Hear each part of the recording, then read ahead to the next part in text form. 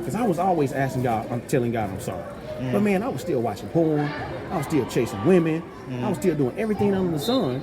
But then at night when I go to sleep, I pray, God, please forgive me for my sins. But the morning my eyes popped up, you back at it. Back at it. So I didn't really have a heart change. I was just sorry because I got caught. All right, so let me tell you how to change. Okay. So let's just say you were charged with vehicular manslaughter. You got to the courtroom, and the judge is going to sentence you, and you found out you hit the judge's 16-year-old son. You killed the son. The judge has no mercy on you. You know what he gives you? He sends you to the execution chair, electric chair. So that day comes, they strap you in that chair. They put the electric hammer on your head. Executioner goes out of the room. He's about to flip the switch on you. And man, you just sorry because you got caught.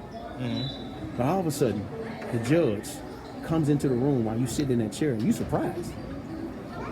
What are you thinking right now after killing his 16-year-old son? What are you thinking as this judge comes into the room? It's a wrap. Simple. It's a wrap, right? It's a wrap. Well, all of a sudden, this judge looks at you with tears streaming down his face, and he calls his 18-year-old innocent son into the room. He steps in there, and when you see his son looks at you with the most compassionate eyes you've ever seen. He takes his keys from his father, the judge, and goes over to you, and he looks into your eyes as he unhooks all of your contraptions and tells you to stand next to the chair.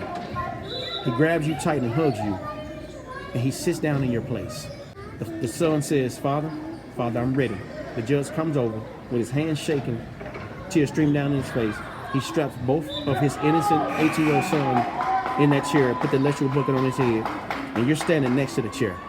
And you're looking at this, and you're in complete amazement. Tell me what's going through your mind right now. I mean, that's deep. I mean, that picture that you painted, it's pretty deep. Why you say that? Because the son is the judge is God, and the son is Jesus. So that's what I'm saying. It's deep how you painted that. That's good. All right, so I'm going to continue the story, all right? All right. So the judge slowly walks out of the room and takes one last glance at you and takes a long glance at his son and puts his hand on the switch. Looks at his son one last time and flips that switch, executing his innocent son for you. The judge comes back in the room after he sees his 18-year-old baby son been burned. He falls on his knees and he looks at you and says, I'm willing to give you a second chance, but you must be willing to change your whole direction in your life.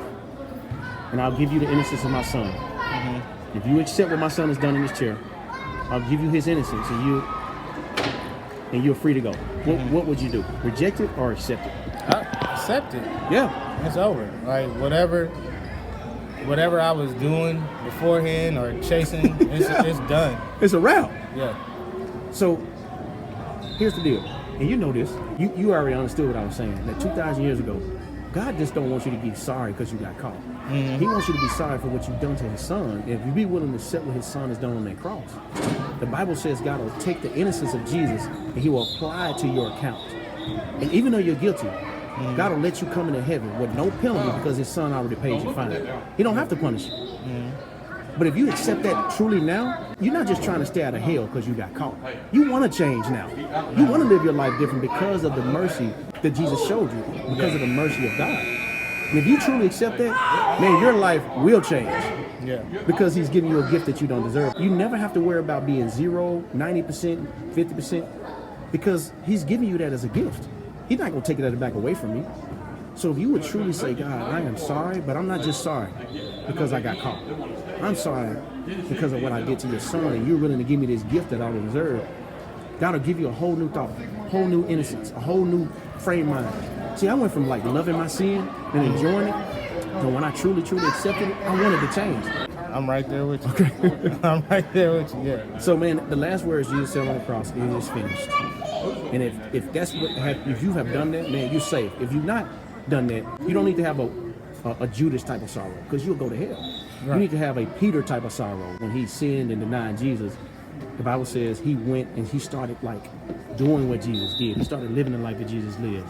And in the book of Acts, he was telling people, like 3,000 people get saved, and he preaches the gospel. He ends up dying with his cross upside down because he recognized that I've been given a gift I don't deserve. So Dominique, tell me what you're thinking, man, as we close. Tell me where you feel like you're at. I think I'm there. I done a lot when I was younger, and I got baptized 2 years ago. Okay. I got baptized 2 years ago. So God constantly shows me visions of everything I used to do. So wow, man. I think I'm not gonna say I think. I know. You know. I know. Like I'm remorseful. You changing. Yeah. God is changing. Yeah. Well, man, your wife did brag about you and what a godly example you set, man. And keep leading well, man. 'Cause I see you, a humble guy, man. You got a good spirit. Is there any way, man, I can help you? Any questions you have before we close it out?